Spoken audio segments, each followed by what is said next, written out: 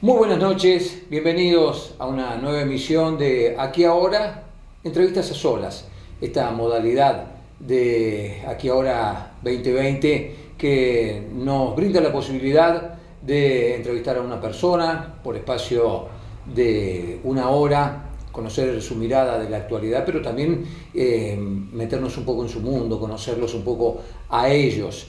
Y hoy un programa especial, como ustedes podrán advertir, es un programa grabado, ambientado en la casa de nuestra invitada, que en realidad nos invita. Así que hay una doble vía allí. Realmente ameritaba llegarnos hasta esta hermosa propiedad y charlar con esta mujer que nos interesa mucho. Que ustedes conozcan, nosotros la conocemos bastante, pero seguramente en la charla surgirán nuevos datos, nueva información que nos permita, disfrutarla un poco más. Hoy, en entrevistas a solas, en su casa, Nilda Faraci, Nilda Vitale, según como ustedes la hayan conocido, la saludamos. Nilda, sí, buenas noches. Muchas gracias por abrirnos las puertas de tu casa, por recibirnos, por predisponerte para charlar con nosotros. Bueno, gracias a ustedes por la gentileza de venir hasta mi casa a hacer esta entrevista. Y en especial también gracias al director del canal por su cordial invitación, al arquitecto Lucarelli.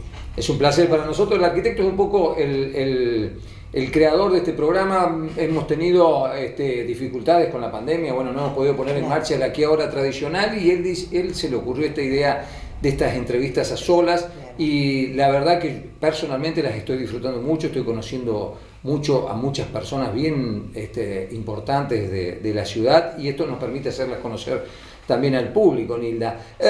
Cuarentena, una situación absolutamente extraordinaria, por más extensa que han sido ya nuestras vidas, sí. No hemos tenido la posibilidad de vivir una experiencia de este tipo. ¿Te afectó en tu cotidianeidad el aislamiento, las medidas restrictivas que impone la cuarentena? Bueno, a mí no realmente, porque por razones de edad estoy siempre en cuarentena. Estoy siempre en mi casa. Aparte no soy una persona que necesite tanto de la sociabilidad, es decir, que necesite de agrupaciones. Yo tengo algunas salidas, pero en general yo disfruto mucho de mi casa, de la lectura, de la computadora y también de la música que escucho, es decir, que la paso muy bien en mi casa. Mirá, ¿te armás una rutina o la vas generando en el día a día, Nilda? Bueno, las dos cosas, ¿no es cierto? Sí. Hay una rutina porque uno vive con una serie de hábitos que ya le van marcando, ¿no es cierto?, lo que tiene que hacer cada día, pero también hay cosas nuevas, porque recibo visitas de gente muy, muy interesante, con la que establezco vínculos importantes, entonces lo paso muy bien. ¿Y música? ¿Qué música te gusta escuchar cuando te levantás a la mañana, por ejemplo? A ver. Bueno, cuando me levanto, cuando me levanto, miro Radio Canal. Bien. Así que miro el programa, miro tu programa, después el programa de Maricel, y escucho la música que está dentro del programa, ¿no? Claro, ¿cierto? que ponemos en el programa. Así que esa es mi rutina, exacto. a decir. Y cuando elegís música vos, ¿qué tipo de música? Bueno, a mí me gusta mucho la música clásica, así que la ópera me gusta mucho también, porque he visto de chica algunas óperas, así que me gustan las arias, las escucho, los cantantes, pero en general la música clásica. Y si no, la música de mi época, algunos boleros. Claro. Sí, de mi época, sí. Bien, ya vamos a explorar un poquito. ¿Te gustaba bailar en tu época? No bailé nunca. Porque se usaba hacer los bailes. Sí, claro, pero eran muy pocos, muy ¿no? Pocos. Porque eran en las casas de familias, se iba con los padres, iba el papá, la mamá, los hermanos, todos iban. Claro. Pero no bailé, nunca me interesó mucho. ¿Te gusta disfrutar de la música, pero no? Aparte iba a reuniones siempre de la juventud de la iglesia, yo pertenezco a la iglesia evangélica, entonces eran muchos juegos, divertirnos de otra manera. No era a través del baile, sino a través de otras formas, ¿no es cierto?, de diversión. Así que cada tanto había una de esas fiestas y la pasábamos muy bien. ¿Practicás el culto de la iglesia evangélica o estás en una actitud más pasiva frente a la religión? Bueno, ahora por razones de salud, ¿no es cierto?, no puedo estar comprometida en una actividad en especial, pero yo concurro a una iglesia, mi pastor se llama Rubén Rica, la esposa Graciela, son los dos mis pastores, que no vienen en este momento, pero que escuchamos los mensajes a través de internet. Claro, de manera virtual. A través de la plataforma Zoom, ¿no es cierto? Claro. Sufriste. ¿Experimentaste una transformación a lo largo de tu vida o siempre perteneciste a la iglesia evangélica? Siempre pertenecí a la iglesia evangélica. Bien. Porque mi madre era, así que nos llevaba a los 3 hermanos y los 3 fuimos miembros de la iglesia evangélica. Mirá qué y interesante. así tuve mucho compromiso durante toda mi vida, fui maestra en la escuela dominical, así que tenía mucho compromiso en la iglesia. Bien, ya vamos a hablar un poco también en algún momento de Dios, de la experiencia religiosa y todo lo demás. Claro. Pero, Nilda, bueno, la estructura del programa hace que el invitado, en este caso vos, nos elijas 3 fotos que considerás significativas de tu vida para que nosotros la pongamos en pantalla, la gente las visualice y vos nos cuentes por qué elegiste esa foto, porque es una linda experiencia. Primero, me imagino comprometido elegir nada más que 3 fotos de toda una experiencia vital, así que ahí ya hay toda una experiencia intelectual que habla de nuestro invitado, ¿no? Sí. Y bueno, y nosotros tenemos aquí la primera foto que vos elegiste, que nuestra gente la va a estar mirando en pantalla porque nosotros se la vamos a mostrar. Contanos de qué se trata esta fotografía que vos elegiste, Nilda, y por qué la elegiste. Bueno, esa fotografía es de un homenaje a un filósofo, Rodolfo Mondolfo, cuando yo era chica, ¿no? Mi padre nos llevaba a la Casa del Pueblo porque él tenía ideas socialistas. Sí. Entonces él participaba de esas charlas, conferencias, venían políticos, intelectuales. Vos sabés cómo son los socialistas, que conocen y están muy buenos lectores, con una capacidad intelectual. No, tremenda. Entonces eran unas charlas muy interesantes. Y en este caso, en esta foto, está mi padre al lado, mirando desde la derecha nuestra, mirando la fotografía. Es la segunda persona que se ve. La primera es un señor canoso. Sí, señor. Y al lado está él, con anteojos, ese es mi padre, y él, iba a la Casa del Pueblo allí. Porque en mi Esto casa es en Córdoba. En mi casa en Córdoba. En la calle Sucre estaba esa casa. Y en mi casa se leía La Vanguardia, que era el periódico del Partido Oficial del Partido Socialista. Nilda, ¿tu papá es nativo en Argentina o es un inmigrante? Es un inmigrante italiano.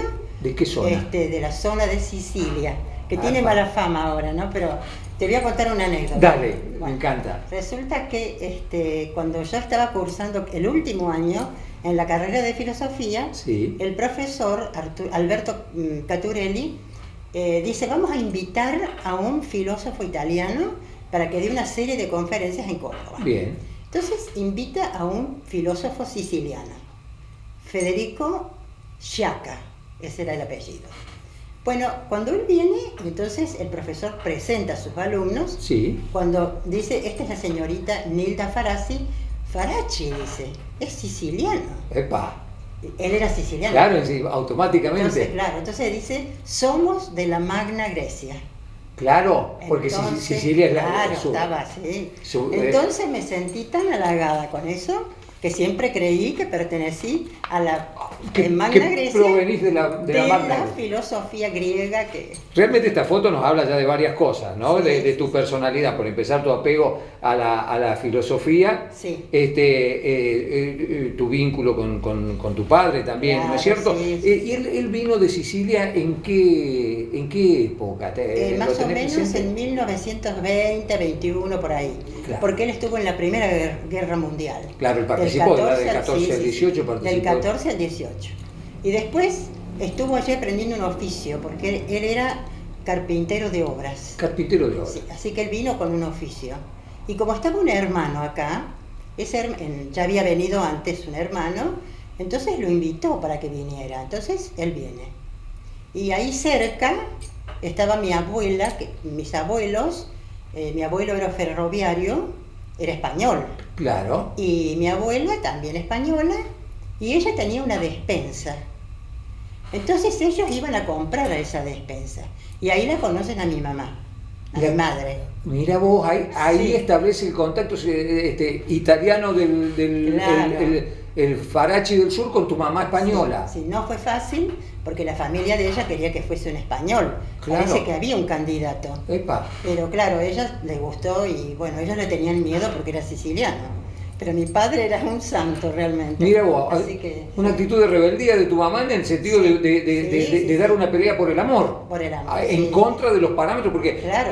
Tenemos que ubicarnos, a la gente joven que nos mira, en que en estas épocas de las que está hablando Nilda, la elección del marido, era una cuestión que se discutía en familia. Se discutía, sí, era familiar, sí. Y había, en algunas familias había hasta imposiciones, ¿no? Claro, sí. Así que tenemos a tu mamá, diciendo no. Bueno, mi mamá era rebelde también, ¿no? Porque después de católica, ella pasó a hacerse evangélica. Ella fue la que hizo la transición. Ella hizo la transición, sí. Claro, estamos hablando de varios años, hoy está muy extendido el evangelismo, pero en esas épocas el catolicismo era muy fuerte. No, muy fuerte y había mucha persecución, había mucho problema claro. con el catolicismo. Hoy no, gracias a Dios. Eso terminó, pasó, sí. Bien. Entonces tu papá vos naces en Córdoba. Yo nací en Córdoba. Bien, primaria, secundaria. Bueno, primaria la hice hasta 5º grado en la Escuela Normal Alejandro Carbó. Sí. Cuando termino, la novia de mi hermano... O sea, la que está en Colón allá Colón, arriba. Frente a la Plaza Colón. Frente a la Plaza Colón. Allí, la novia de mi hermano, él estaba estudiando medicina, estaría por 4º año más o menos, y la novia iniciaba medicina, que es una conocida psicoanalista que está en Buenos Aires, ¿no? Uh-huh. Escritora y todo, porque con mi hermano no pasó nada. Uh-huh. Entonces, ella me dice, ¿por qué no haces 6º grado libre? Bueno, entonces le dije, bueno, empezamos a estudiar juntas, ella me guiaba, y en el mes de marzo rendí las materias, matemática, lengua y ciencias naturales e históricas. Claro. Entonces lo aprobé, pero claro, cuando me dan el certificado para volver a la escuela Alejandro Carbó, claro, ya era tarde, ya se había cerrado la inscripción, yo no podía entrar más. Entonces fui a hacer la escuela secundaria al colegio, a la Escuela Normal Superior, Dr. Agustín Garzón Agulla. Cuando hablamos de escuela normal en esa época, en el periodo del secundario también adquirías el título de maestra. Maestra, allí terminé, en 5º año se era bachiller. Claro. Y después se era maestra. Sí. Bien. Y después entonces seguí estudios en la universidad. Mientras terminé el 6º año del magisterio, hice el 1º de la universidad. ¿Te gustaba ir avanzando? Sí. Me gustaba entrar a filosofía. Yo quería estudiar filosofía. Claro. Así que siempre quisiste estudiar filosofía. Sí. ¿Es algo que vos sentiste que era...? Y por las lecturas que había en mi casa, claro, por las discusiones, las conversaciones, no tanto discusiones, las conversaciones. Sí, después venía en la escuela secundaria, yo tuve mucha filosofía. Uh-huh. Teníamos filosofía en 4º año, en 5º y 6º, filosofía de la educación también. Entonces fue una materia que me gustó siempre y dije, bueno, voy a estudiar filosofía. ¿Y hiciste la carrera? Hice la carrera, eran 5 años. Claro. Así que, bueno, terminé y ahí me casé. Allí nomás cuando termino me caso. De jovencita. Vuelvo un poquito para atrás. ¿Mamá, papá, vos y hermanos? Sí, 2 hermanos. Hermano mayor, que falleció ahora en el mes de marzo, hace poquito, es médico. Sí. Después tengo otro hermano que es abogado, ese sí está en Córdoba viviendo con su familia, y bueno, yo era la más chica, y que me licencié en filosofía. De alguna manera, tu papá, obrero, trabajador, claro, logró esa... Sí. Ese paradigma que tenemos a veces los padres que venimos de sectores más humildes, de que nuestro hijo llegue a la universidad. Sí. Así que en ese sentido... nosotros no ¿A ellos les teníamos- gustaba que vos estudiaras Nosotros no filosofía? teníamos que trabajar ni hacer nada, solo estudiar. Mis hermanos no trabajaron absolutamente en nada porque ellos tenían que estudiar. Esa Eso era era la la consigna. consigna de la casa. Así que no había otra posibilidad. ¿Y a tu papá y a tu mamá les gustaba que vos estudiaras filosofía? Sí, Era sí, una carrera que Sí, sí, les sí. parecía interesante. Sí, le parecía interesante. Bien, Sí, bien, sí, bien, bien. Acá tenemos una segunda fotografía sí. que estimamos que habla de esta etapa Claro, sí, tuya. Contanos tal de cual. qué se trata esta allí, segunda claro, fotografía. En esa fotografía, Sí. que yo soy la que está en la línea que está de chicas paradas. Paradas. De pie, yo soy la tercera desde la derecha. Exactamente. Bueno. Te podés identificar Esa es- perfectamente. Ajá. Esa es la división, porque había varias divisiones. Claro. Pero esa es la división que terminó conmigo, que terminamos todos los compañeros y que terminamos con el magisterio.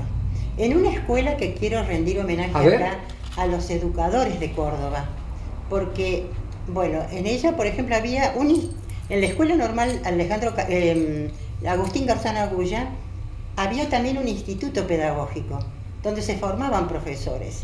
Y ahí estuvo Saúl Taborda, que es un gran hombre, un abogado, pero dedicado a la educación, que estuvo en la reforma universitaria del 18. Claro. Hace poco le hicieron un homenaje en Los Chañaritos, porque él nació en una estancia cerca de los Chañaritos.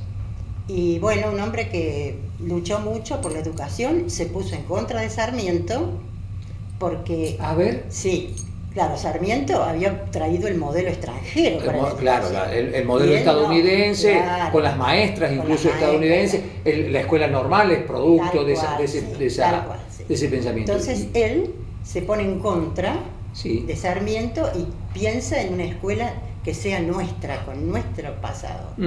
Él dice que no se puede traer algo y insertarlo, ¿no es cierto?, un modelo extranjero en una comunidad a la que ese modelo no se relaciona con el pasado. Entonces, bueno, él luchó por eso. Otro, Antonio Sobral, otro abogado muy conocido en Córdoba, un gran educador, que también estuvo para la fundación de esta escuela, porque estoy hablando de los fundadores de esta escuela. Claro. Esta escuela se funda con el gobernador Santiago del Castillo. Y bueno, muy moderna, había pileta climatizada. Ah, mirá. Sí, tenía el gimnasio cerrado. Claro, se le daba mucha importancia a la educación física, Sí, a la educación física, mucha junto importancia. con Sí. la educación académica, digamos. Claro, sí. Entonces, este hombre, Sobral, fue también director de esa escuela. Sí. Y una mujer que merece ser nombrada, Luz Vieira Méndez, que había venido de Paraná, una educadora también extraordinaria, con unas ideas de futuro muy buenas. Por ejemplo, en las aulas no existían más los asientos uno detrás del otro, ¿sí?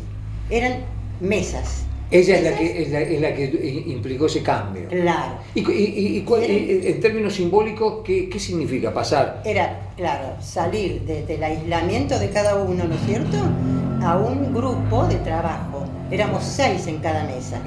Entonces allí, los profesores, yo esa parte no la viví, pero me lo contaron los que fueron alumnos, que después crearon instituciones como Peirano, por ejemplo, Claro. que creó una institución muy importante en Córdoba, educativa, es de esa época. Claro. Entonces se discutía, se debatía. En lo personal, yo que hice traían- la primaria, perdón, Nilda, no Sí, que hice no. la primaria, a ver, en los años 60, Sí. los primeros cursos, primero superior, segundo, Sí. los hacíamos con aulas con bancos. Claro, con bancos. Y los últimos años ya los hicimos en aulas con mesas. Con mesas, Claro, exactamente. con mesas. Así que responde a este nuevo concepto, claro, digamos, educativo. claro, sobre todo democrático, ¿no es cierto? Ahí está. Ahí está, sí. Una escuela que a mí estuve con otro tipo de gente, porque cuando en el 47 el gobierno militar de Córdoba, en ese momento, Sí. que había hecho ruptura de la democracia, ¿no es cierto? Entonces, también va y toma esa escuela y exonera a todos estos docentes. Es decir, que todos los fundadores quedaron fuera. Esas cosas que tiene la Argentina momentos claro, de pretender borrar todo. Todo. Y bueno, y Luz ya sabemos que es imposible. sale y va a la UNESCO a trabajar en la parte de las Naciones Unidas dedicada a la educación. Y bueno, allí estuvo trabajando mucho tiempo y murió en Chile. ¿Y la universidad en qué periodo de tiempo la haces? ¿En qué años? Entre los años 53 y 57. Todo el periodo de la Revolución Libertadora. Eso, claro, me decías que terminás la universidad y ya te casás. Sí. ¿En qué momento lo conociste? Claro, mi madre a había Orlando? fallecido. Mi madre había fallecido. Muy joven. Sí, 56 años tenía, sí. Y entonces mi papá, nosotros nos habíamos conocido en esas reuniones de la iglesia con mi esposo. ¿Con Orlando? Con Orlando, sí. Nos habíamos Él también conocido. practicaba la Sí, religión también evangélica. era evangélico, Bien. sí.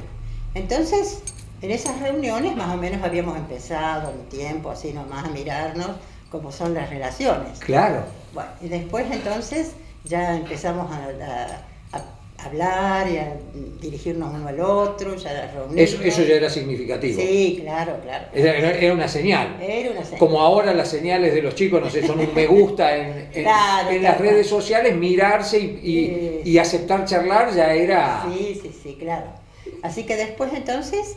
Orlando estaba estudiando medicina. Estudiaba medicina. ¿Era mayor que vos? Sí, 5 años me lleva. 5 años, ahí 5 está. años. Bien, así que ahí entablaste el... Allí nos conocimos, nos pusimos de novio, y entonces cuando mi madre muere... ¿Te acordás del primer beso con Orlando? Sí. Sí. Sí, me acuerdo. ¿Sí? Y más o menos las circunstancias, el lugar... Sí, estábamos en el comedor de mi casa, Sí. que habíamos estado con toda la familia. Ah, ya lo habían recibido en tu casa a Orlando. Sí, ya venía, sí. Bien. Sí. Bueno, y entonces, ahí en ese momento, cuando todos se van, él me toma y me da un beso. Y eso El era, primer beso que me da, sí. eso era como sellar la relación. Claro, Es decir, sí. No había palabras, No. No me había dicho nada. es que claro, Pero claro. fue el beso lo que... ¿El tema sexual se hablaba en familia con No. tus padres No. o lo tuviste que ir explorando Sí. de manera con mi individual? madre lo hablé bastante con mi ¿Ah, madre. sí? Sí. Porque era una adelantada tu mamá. Sí, era adelantada, sí. Con mi madre lo hablé, pero no era así una conversación muy... No era como ahora que al chico se le explica bien, se le dice todo. Claro. No, era... En ese tiempo... Ahora por ahí nos pasamos para el otro lado, Para el ¿no? otro Porque nos lado, sí. sexualizamos Claro, sí. con demasiada anticipación, Claro, ¿no? sí. Vaya a saber dónde estará el punto medio, Claro, ¿no? tal cual. Bien, lo conoces a Orlando y bueno, flechazo. Y el no, flechazo, noviazgo. seguimos de novios, él se recibe y se instala en Córdoba. Después decidimos venir bueno, nos casamos, ¿no? Claro. Ese año. La última materia yo la rindo un jueves. Sí. Y los profesores sabían que yo me casaba el sábado. Dice, bueno, saqué un 8 en esa materia. Y me dicen, bueno, sabemos que va a tener otra materia más difícil el sábado. Epa, claro, Sí. sí, el casamiento. Así que te preparaste para mientras... ¿Qué? Porque, ¿sabes por qué me preparé para terminar? Porque yo tenía la intuición de que si no terminaba yo no lo iba a poder terminar después. Una vez casada, Sí, con toda la responsabilidad. Con toda la responsabilidad y con toda la cuestión de venirnos y todo eso, yo sabía. Entonces hice el esfuerzo de terminar ahí. Y organizaste las dos cosas juntas. Sí, Casamiento casamiento y terminar la carrera. y te recibiste de licenciada en... Licenciada en filosofía. Después, cuando estaba acá, que ya tenía los chicos, hice el profesorado en filosofía en la universidad.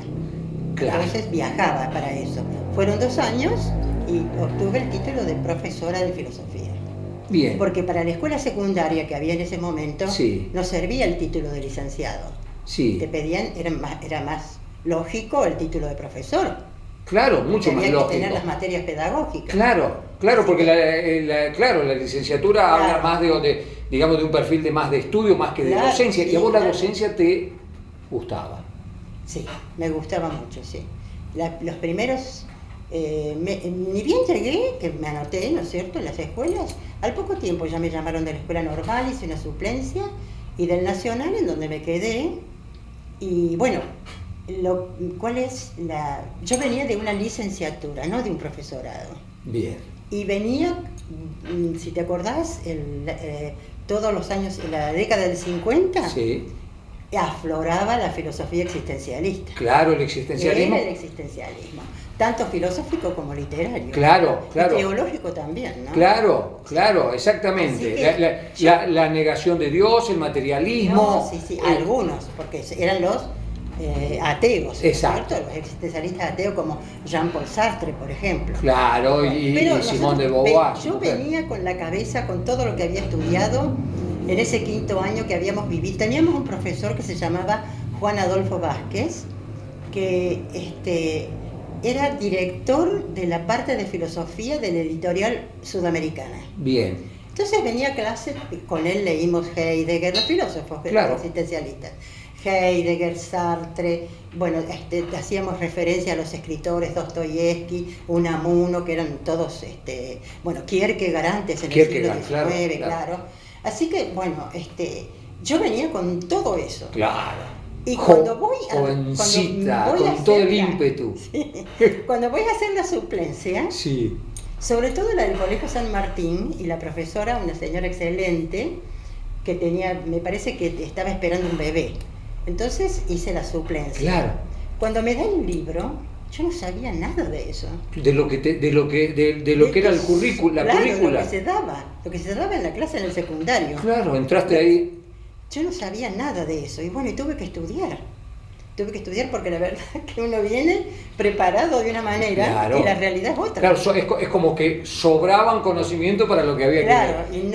Y no era lo que había... Claro, no, yo creía que iba a venir... Y eran épocas en que había que ajustarse mucho a la currícula, sí, no había tanto espacio de libertad, sí. Claro. para Así enseñar. Que ella me prestó el libro y yo estudié ahí, era una concepción, ¿no es cierto? Buena, muy buena. ¿Sí? Pero no era la que yo... La que vos habías estudiado, claro. Aristotélico tomista, claro. Pero muy buena. Y bueno... De toda la filosofía que estudiaste, si tuvieras que alinearte con una o identificarte con una, ¿por dónde te parece que está más la verdad que se busca a través de la filosofía? Que se busca en este momento de posverdad. Exactamente. ¿No? Me gusta mucho Kant, porque Kant hace la revolución copernicana en filosofía. A ver.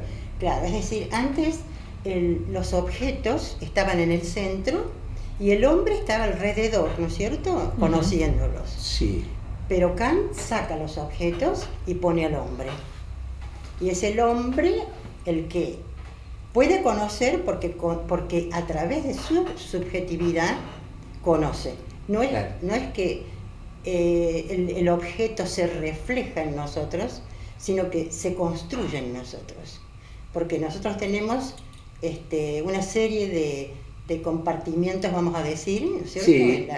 En el alma, de la sensibilidad y del entendimiento, dice Kant, en donde esa sensación que viene a mí se acomoda, se ordena y soy yo el que conozco y el que construye el conocimiento. No es el conocimiento un reflejo total de la realidad. Me encanta cómo lo explicás. Sí, claro. Me gusta mucho entonces Kant. ¿Te gusta el hombre en el centro del universo? Eso sí, me gusta, sí. Me bien. gusta el humanismo, por eso ahí empieza... Claro. Bueno, él es del 18. Exacto. Pero esto empieza con Descartes, ¿no es cierto? En claro. el siglo XVII, sigue con... Él es racionalista, ¿no es cierto? Y después va avanzando al 18 con Immanuel Kant. ¿Y a través de la razón se llega a Dios? Claro. Claro, pero si llega a un Dios, no sé, a un creador o a un ser supremo, pero no al de la fe, ¿no es cierto? Yo admiro a todos los filósofos, y los estudio, los leo. ¿Por qué? Porque es el esfuerzo del hombre a las preguntas últimas del hombre, de la existencia, ¿no? Entonces, el hombre se pregunta por la muerte, por la vida, por la libertad, en fin, por distintos temas, ¿no es cierto? Y cada uno con un esfuerzo extraordinario y con una argumentación sólida defiende su postura. Pero a mí eso no me llega. Yo soy una persona de fe. Claro. Y tengo fe en la revelación de Dios y creo en esa revelación. Y entonces, a mí la filosofía nunca me hizo alguna cosa negativa en mi fe, nunca. Porque siempre la tomé como el esfuerzo. A pesar de ser fuertemente cuestionada a través de la filosofía, claro, lograste esa sensación de seguridad en cuanto que me da la fe. A la fe. Qué lindo. Ya vamos a volver un poquito sobre eso. Vamos a continuar con la estructura del programa. Me llama un poco la atención esta tercera foto que elegiste porque, bueno, la primera foto, tu padre, filosofía, socialismo, la vanguardia.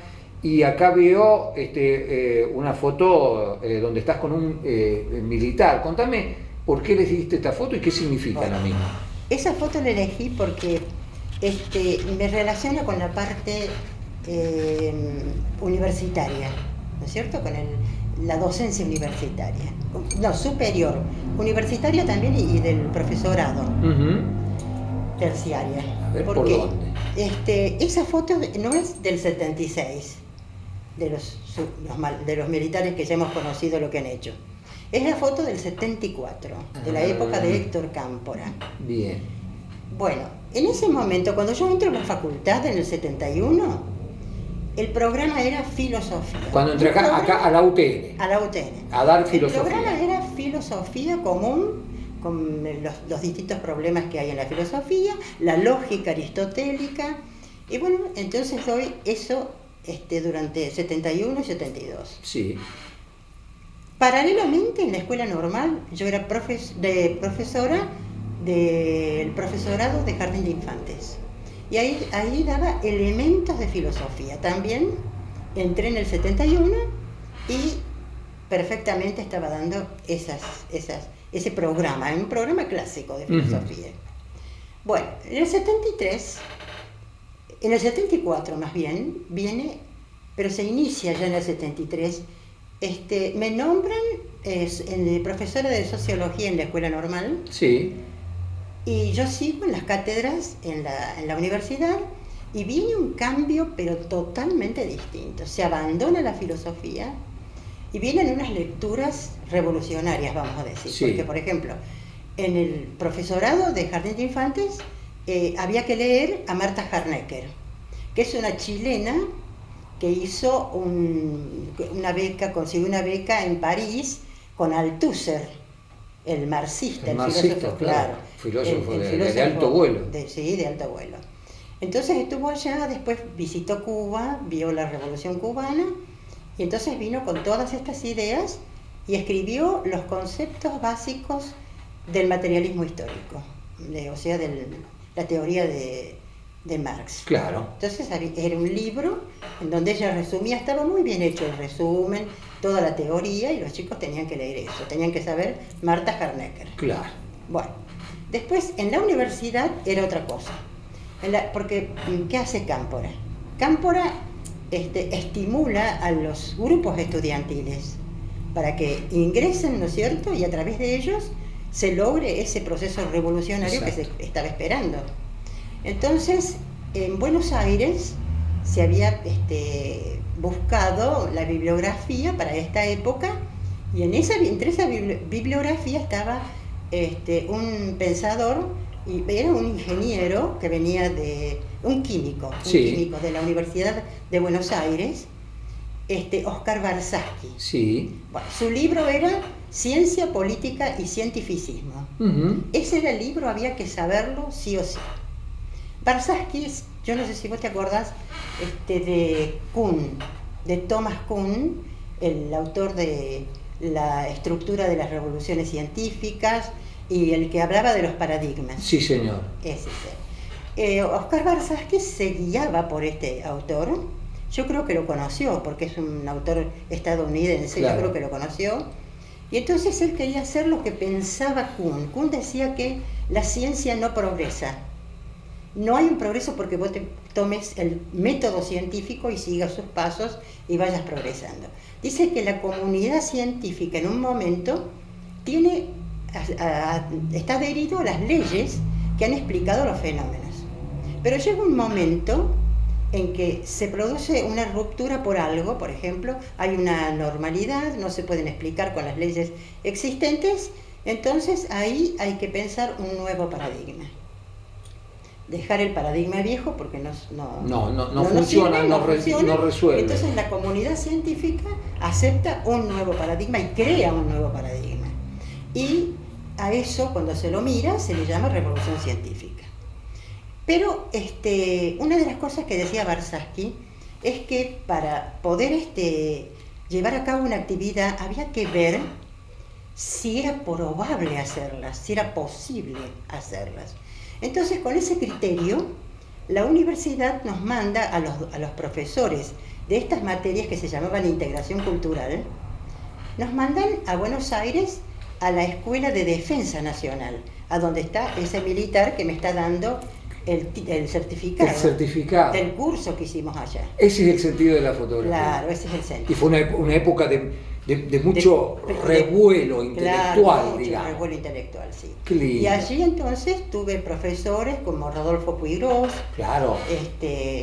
Luis Premoli, el coronel. El coronel Premoli. Sí, bueno, todos, este militar que está allí también, sí. Bueno, nos daban clases, la verdad que ese curso fue hermoso, porque nos hizo ver la Argentina y su relación con todo el mundo. Y estudiamos, pero a todos los países ahí. Vimos cómo estaban cada uno de los países y la relación que tenían con la Argentina. Es decir, que la Argentina podía era probable hacer una revolución.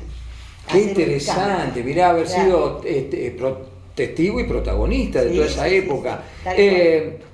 Me estabas hablando del año 71, 72, ya estabas dando clases, estabas en el San Martín. ¿Viviste todo el proceso? ¿El San Martín dónde dabas clases? ¿En la Escuela Vieja? Claro, di en la Escuela Vieja y después participé de la creación, ¿no es cierto?, del nuevo edificio. Pero mira vos.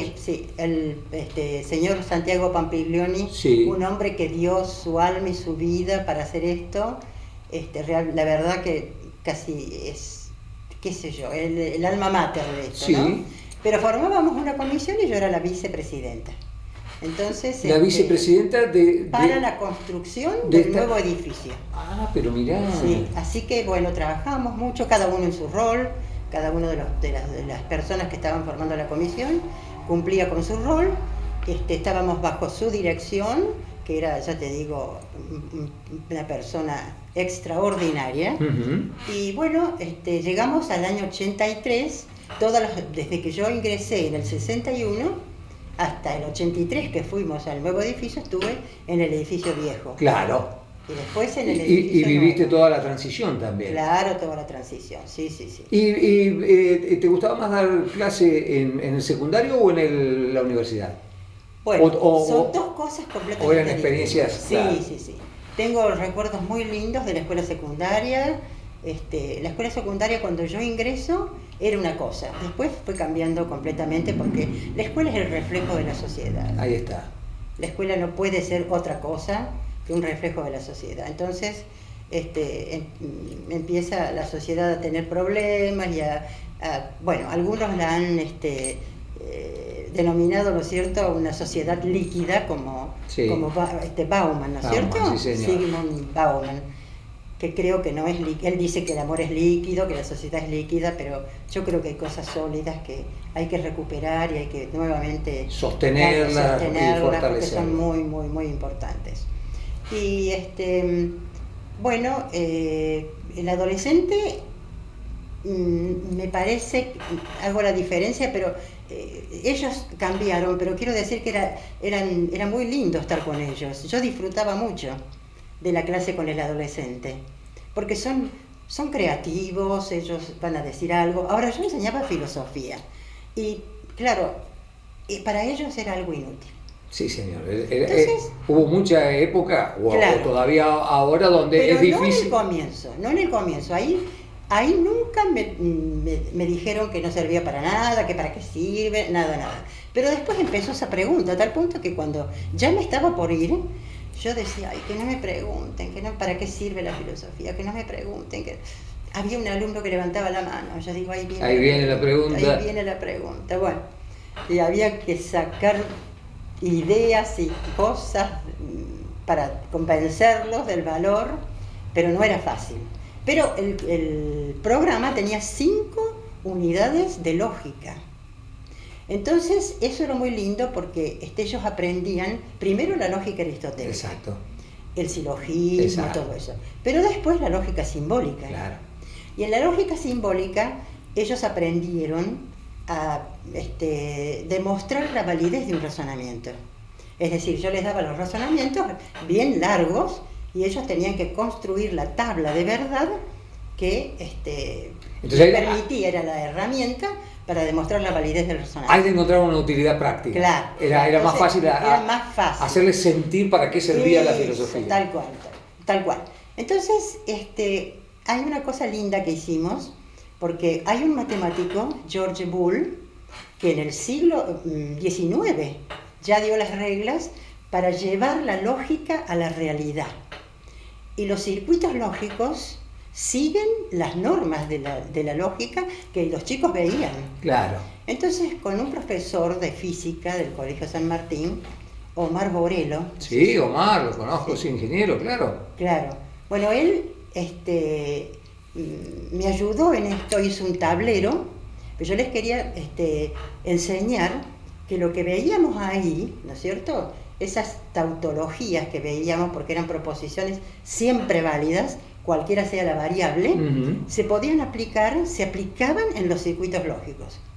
Por supuesto que las conexiones eléctricas y electrónicas tienen distintos circuitos, pero hay 2 que son básicos: el circuito en serie y el circuito en paralelo. Por ejemplo, yo digo, hoy estoy en mi casa, ¿no es cierto?, y estoy grabando un programa. Exacto. Y me siento muy bien. Allí la partícula I es lo que hace que esa construcción sea en serie. Exacto. Un circuito en serie. Pero si tengo O, ya tengo o una cosa o la otra. Exacto. Hoy es lunes o es martes. Claro. Es martes o es miércoles. Entonces tengo una posibilidad. Y la electricidad va por o un lado o por los dos, o por un lado o por el otro, en ese circuito en paralelo. El circuito en serie tiene que ir en todos los segmentos, tiene que pasar la electricidad, para que la bombita al final se prenda. Se prenda, claro, de esa manera le hacía sentir que, bueno... Claro, no, pero resulta que cuando Omar Borelo va, construye un tablero y les muestra a ellos una proposición así, con esos 2 circuitos. Y les decimos que así están construidas las computadoras, pero muy pocos se interesaban. ¿Sí? Mira vos. Muy pocos alumnos se interesaban. Así que, pero de todas maneras has sembrado ahí seguramente sí, algo germinó. Claro, lo que pasa es que era el comienzo de la PC, claro, de la computadora personal, era el comienzo. Claro. Y los chicos todavía no tenían la experiencia que tienen hoy. A lo mejor hoy eso les gusta. Claro. Estoy buscando aquí porque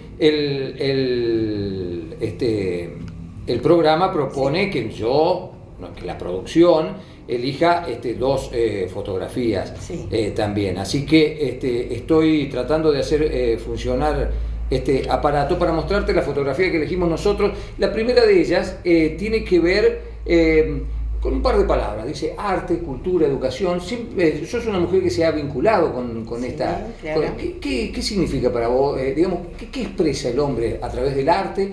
¿Y qué es en definitiva la cultura? Bueno, sí, yo creo que expresa la realidad que está viviendo, ¿no es cierto? Sí. Es decir, de su subjetividad, de su interioridad, va a expresar, ya sea a través de un cuadro, a través de una música, ¿no es cierto?, o de una escultura, va a expresar lo que él está sintiendo en ese momento. Es decir, es la subjetividad que se hace realidad, ¿no es cierto?, que se expresa a través de la obra de arte. Y bueno, es muy interesante. Justamente termino de hacer un curso online sobre... ¿Seguís haciendo cursos? Sí. ¿Seguís estudiando? Sí, sigo estudiando. Eso también me hace sentir muy bien en mi casa, porque tengo clases. Yo tengo clases, yo tengo todas las semanas una clase. Ahora estoy haciendo la de Shakespeare. ¿Tiene sentido a la altura de la vida en que estamos nosotros, sí, esa actitud? Sí. mucho sentido. ¿Qué sentís? ¿Que te acerca a qué aprender? Bueno, por ejemplo, repaso muchísimo filosofía, con Shakespeare, por ejemplo, poeta y filósofo. Estamos viendo todas las ideas filosóficas que se pueden obtener de sus dramas, ¿no? Entonces estoy repasando muchísimo. Y todo este conocimiento que tenés, lo traducís en arte, por ejemplo. Sí. ¿Practicás alguna de las artes? ¿Escribís, pintás? No. ¿Te gusta estudiarlas? Sí, me gusta. ¿Te gusta promoverlo? Sí. ¿Te gusta disfrutarlas? Sí. ¿Escribís algo, Nilda? No, poco, muy poco.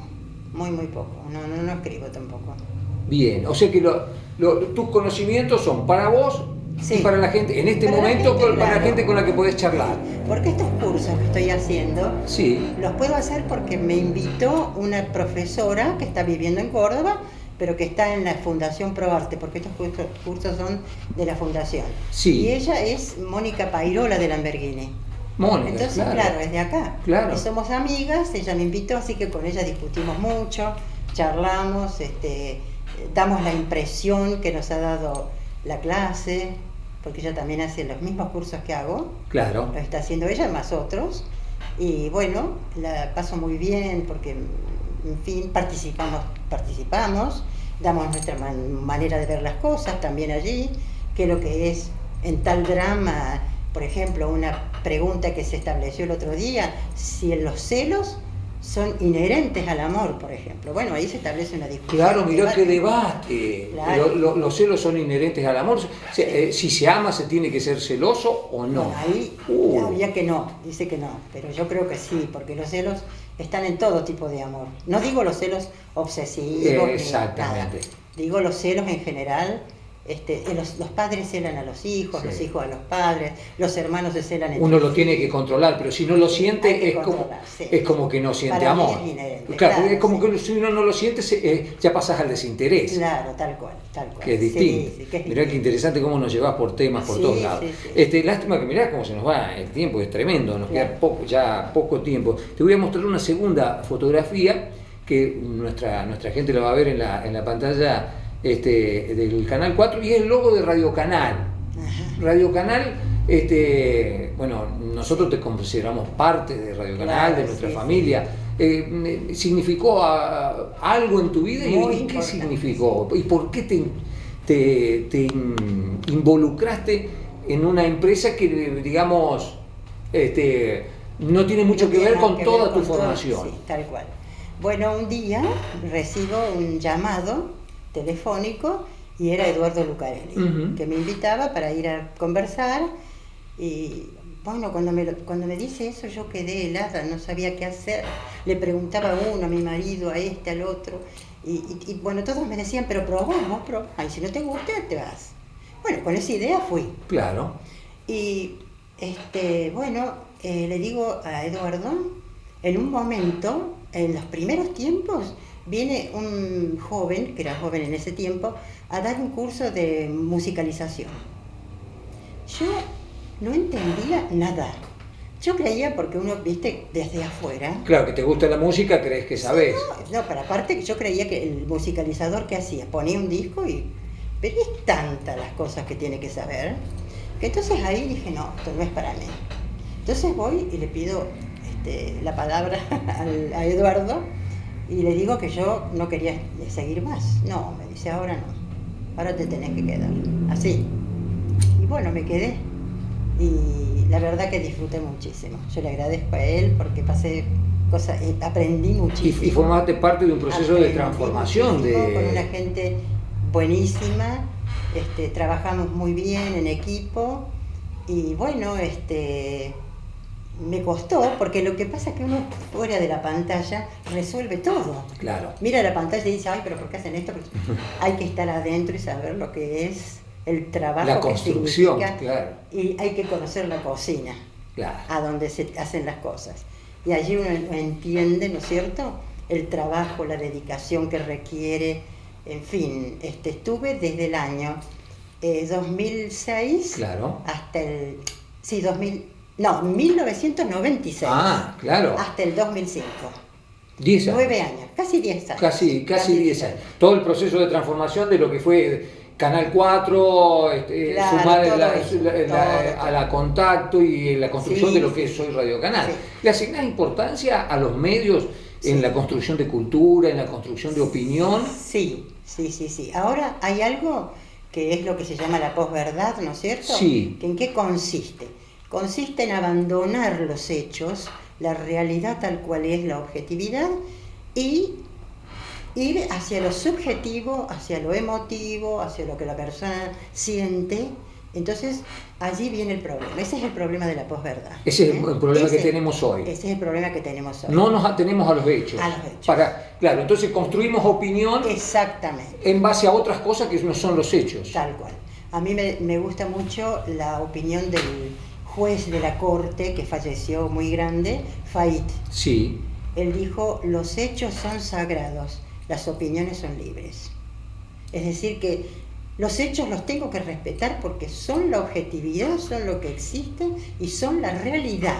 Eso es lo que yo ahí me tengo que concentrar. Pero hoy, en general, ¿no es cierto? No voy a decir acá, pero Sí, uno escucha no. que se apela a la emotividad de la gente, a los sentimientos, a la subjetividad y no a los hechos tal cual son. claro. Y al haber un desapego a los hechos, le privás Claro, desde los medios claro. a la gente la posibilidad de construir su propia opinión. Claro, tal cual.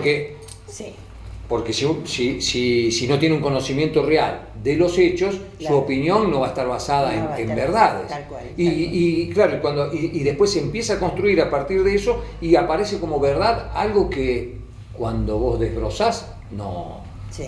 no lo es. No lo es, sí, sí, sí. Así que ahí tendríamos que revisar lo que estamos haciendo. Exactamente, y volver al concepto de verdad, ¿no es cierto? Para Aristóteles, por ejemplo, era la adecuación del pensamiento con la realidad. Una cosa es verdadera cuando yo la estoy pensando, pero está adecuada a la realidad. Y bueno, El pensamiento a ese solo no es concepto. realidad, no es hecho, no es Y realidad. no, claro, el sentimiento sobre todo, que es a lo que se apela hoy, a los Claro. sentimientos, a las emociones. No son reales para mí, pero a mí me hacen un proceso de sugestión y yo entro a ese nivel y dejo los hechos. Y ese es lo que está dominando hoy, ¿no es cierto? Claro. Eso es el problema que tenemos en la sociedad. Y bueno, yo creo que hay que volver al concepto, y un concepto también de verdad como coherencia, que es para los sistemas lógicos y matemáticos, en donde un enunciado es verdadero porque tiene coherencia con todo el sistema. Entonces, eso es la verdad. Verdad según- y coherencia. Claro, verdad y coherencia.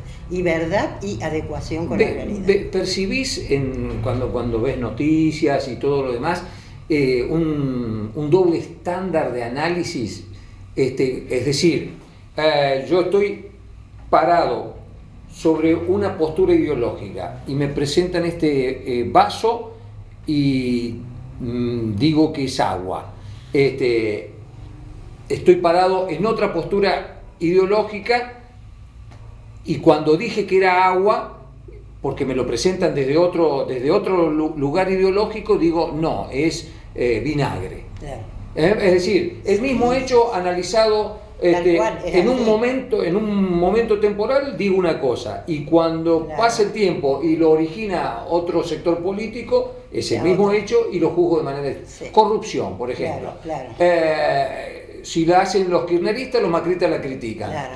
Y si la hacen los macristas, los kirchneristas la critican. Pero los kirchneristas no critican la corrupción Claro. que generaron. Y el macrismo no critica Tampoco. ese doble estándar, Claro, ¿lo sí, percibís? sí, tal cual, sí.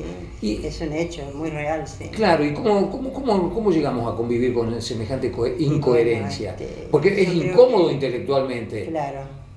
¿no es cierto? Bueno, Estar la diciendo una persona- cosa y después otra. sí. Y bueno, eso es algo muy personal, es algo que tiene que autoanalizarse cada uno y entender que lo que dijo lo tiene que mantener. Claro. Es así. Y Claro. si cambia de opinión, porque puede ser que Sí, cambie, sí. pero también que tenga fundamento para Claro, ese cambio. explicarlo. No porque sí o por defensa Claro. o para defender a alguien, Claro. sino porque hay un argumento sólido que hace posible comprender ese doble pensamiento, ¿no? Nilda, Sí. para que no se nos vaya tanto, no se vaya todo el tiempo. Tengo una tercera foto aquí que creo que te va, bueno, que nos va a permitir conocerte un poco más. Te vemos ahí muy bien rodeada, súper abrazada, súper contenida. Si mal no veo, con este fondo. Es esta Claro, el fotografía. mismo fondo, sí. ¿Sí? Sí. Contanos un poco quiénes te están acompañando aquí, qué significan en tu vida. Estos son mis nietos. Tengo 6 nietos, 3 varones y 3 mujeres. Mis 3 hijos me han regalado 2 hijos, cada uno como nieto. Bien. Y bueno, los nietos son algo muy importante en la vida. El libro de Proverbios de la Biblia dice que los nietos son la corona de gloria de los ancianos.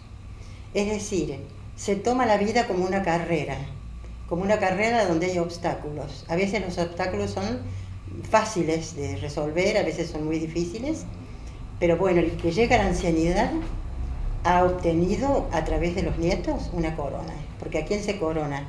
En una contienda, en una carrera, al vencedor. Claro.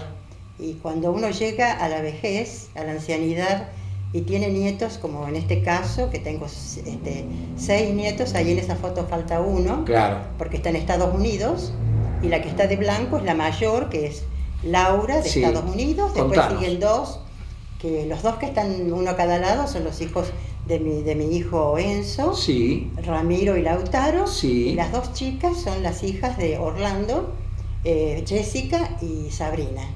Y son realmente la corona de la ancianidad. Y no solamente tener nietos carnales, voy a decir, ¿no es Sí. cierto? Porque yo creo que toda persona tiene nietos.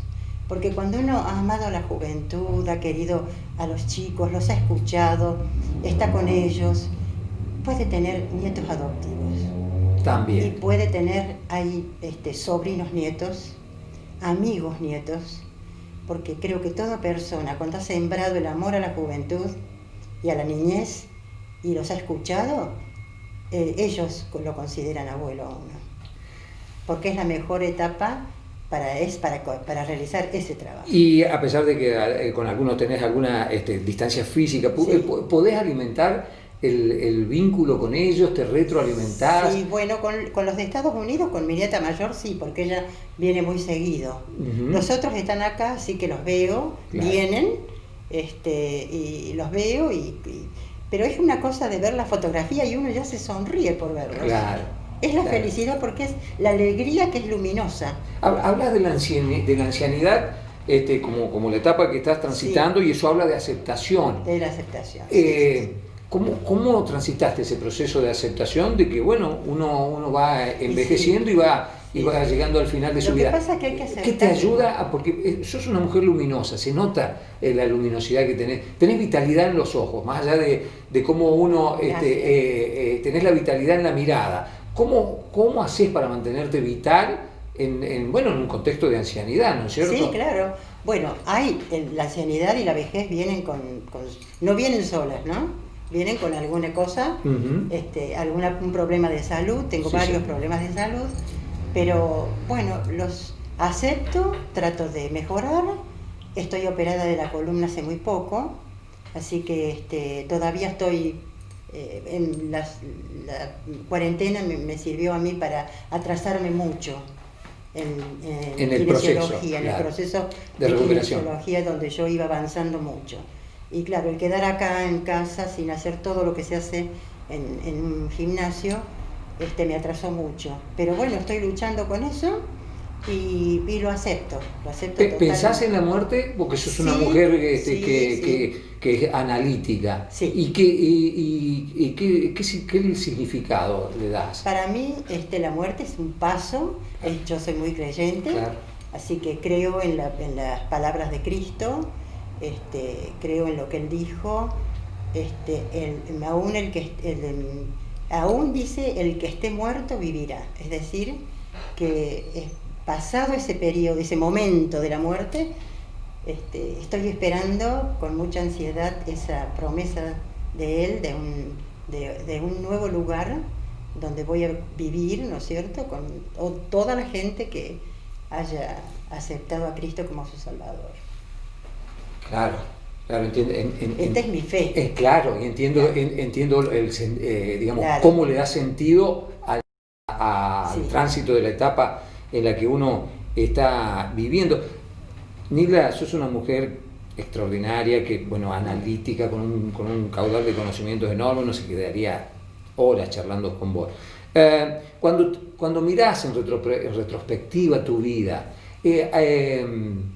¿hay pendientes en tu vida? ¿Hay cosas que todavía te faltan hacer? Sí. ¿Hay cosas que quedaron en el camino y querrías recuperar o querrías rehacer? No sé, algo que vos digas, tengo todavía esta cosita, esta misión todavía. Claro, sí.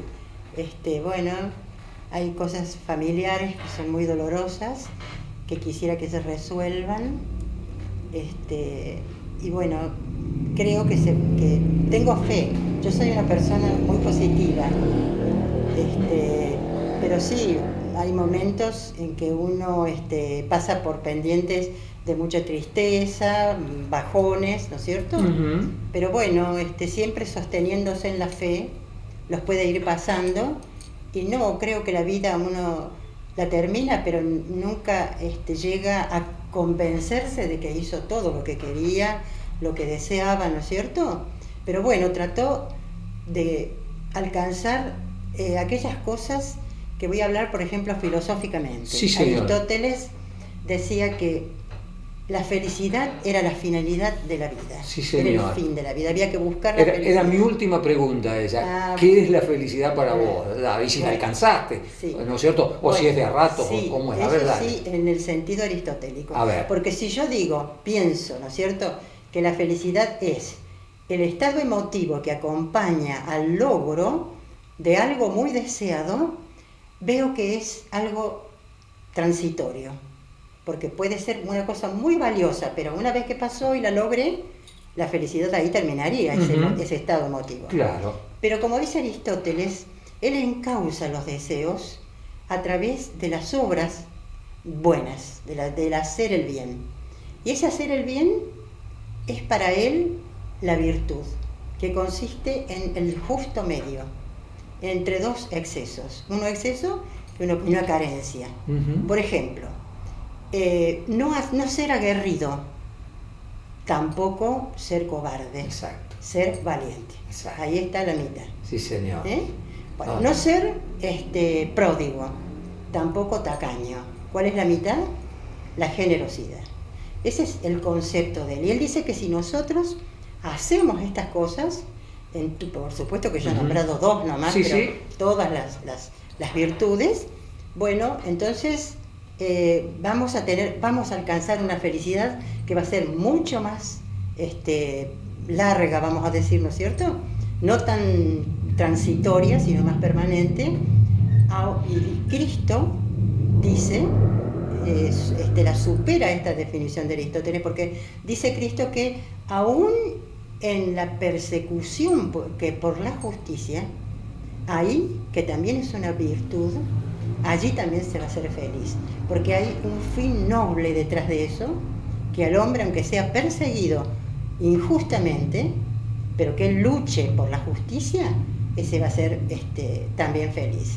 Y no solamente eso, dice que a los que se los descalifica por ser cristianos, por ejemplo, dice Cristo, también en la adversidad, en esa adversidad que es vivir siendo descalificado, allí también está la felicidad. ¿Por qué?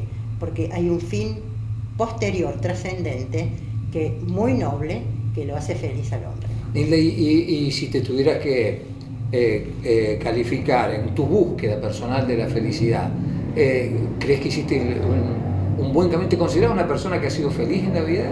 Sí, porque he estado siempre en este segundo concepto, sí. ¿no es cierto? En el primero también, pero es más bien una emoción pasajera, vamos uh-huh. a decir.